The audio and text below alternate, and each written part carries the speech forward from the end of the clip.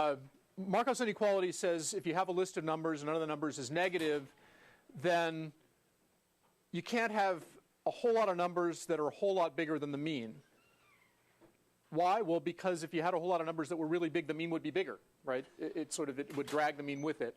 Chebychev's inequality says if you have a list of numbers, not very many of them can be very far away from the mean, where far away is measured as a multiple of the standard deviation.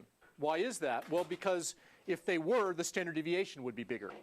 So in some sense, making numbers be far away from the mean drags the standard deviation with it, just like making numbers much, much bigger than the mean drags the mean with it. You can't have a lot of them there, or the mean would have been bigger. You can't have a lot of things far away from the mean, or the standard deviation would be bigger. All right, so what does Chebychev's inequality say?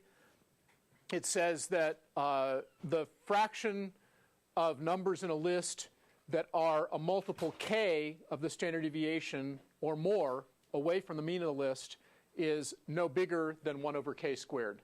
So the fraction of elements of a list that are 2 standard deviations or more away from the mean is no more than 1 over 2 squared, a quarter.